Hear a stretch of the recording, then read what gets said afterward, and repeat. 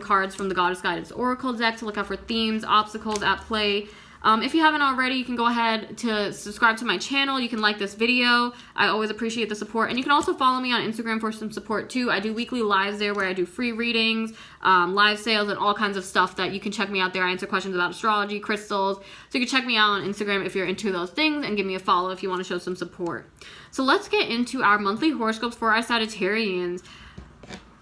So it's really interesting because I think what is being called here is, first, right off the bat, we'll talk about this butterfly maiden. So you're going through a huge spiritual transformation right now. There's a lot that's being let go of in the past. You have the colors of the 7 chakras. That's what tells me about the spiritual alignment going on here, or spiritual rebirth kind of going on here. So you're going through transformation this month, whether you've done that already, whether you're in the midst of it.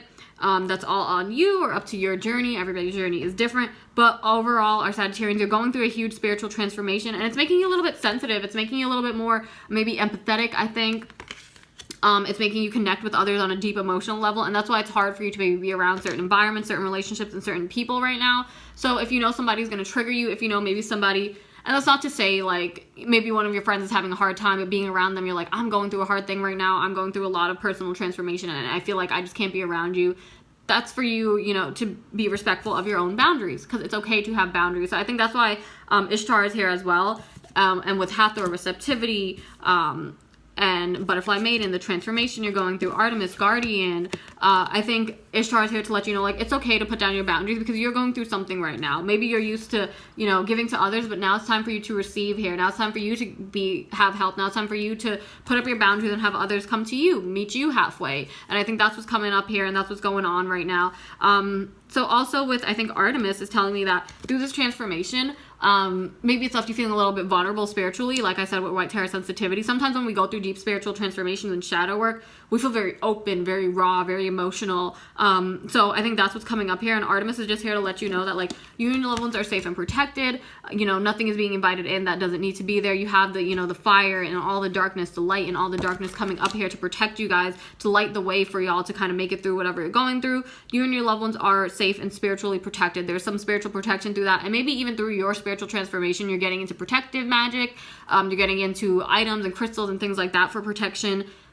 These are all great things for you to go through right now, just because, like I said, sometimes going on a huge spiritual journey can leave us open, vulnerable to other things out there, not just people, places, just other energies that are out there.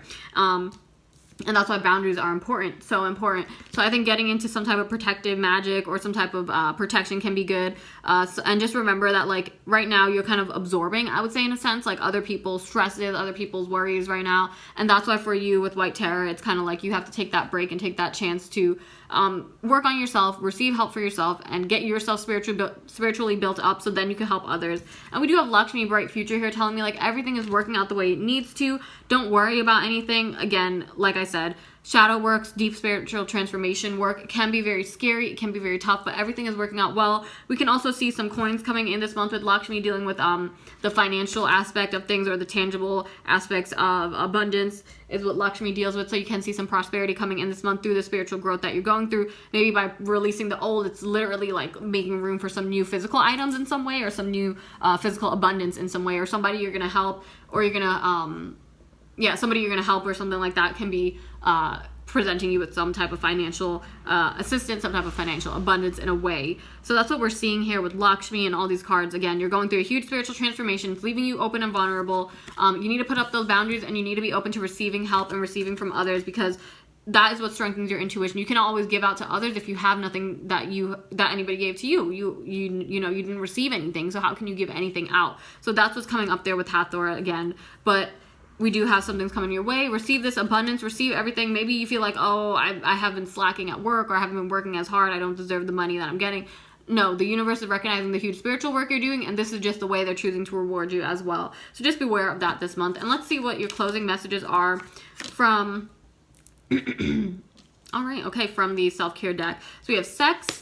So we have connecting to the body, connecting to physical pleasure, and getting intimate, maybe with yourself, maybe with another being, and just, really seeing it as a spiritual experience here. I feel like we have all these different colors. Like, I look at it as like energy, like all this different energy coming out of these two characters here that we have. And you know, that's gonna also maybe have something to do with your spiritual journey.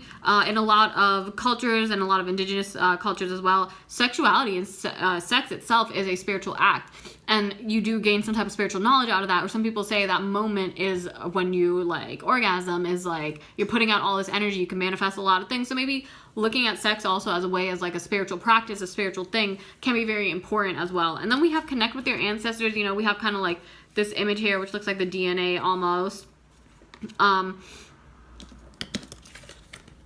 Which is interesting, because I think your ancestors are presenting you with that spiritual protection. Your ancestors are the one that are ancestral worship, ancestral rituals can be very beneficial for you right now, because I think your ancestors, again, are the ones that are presenting you with that protection.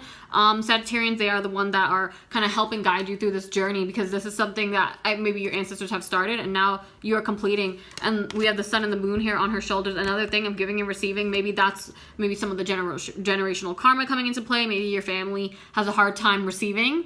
Maybe they're always used to giving out and helping other people, and that's great, that's good. But then it depletes the self over time. Like I said, with Hathor receptivity here as well, we're looking at this idea of giving and receiving. There needs to be some balance to giving and receiving right now. And that's the key. You're not balancing it just for yourself. I think you're balancing it for your ancestors. And as you're going through this huge spiritual transformation right now, your ancestors are on your side. They're acknowledging that. And they're just kind of letting you know that they're here for you. And they're here to protect you from anything spiritually, I think, that you feel like a little bit spiritually vulnerable about. Like I said, there are a lot of other energies out there, regardless, just besides like people and other physical beings on this plane.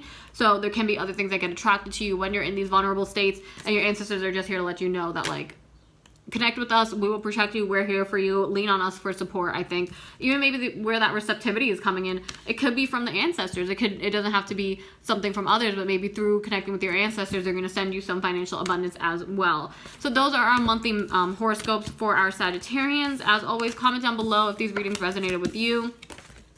Feel free to book personal oracle card readings and Vedic birth chart readings, which I'll put in the description below as well.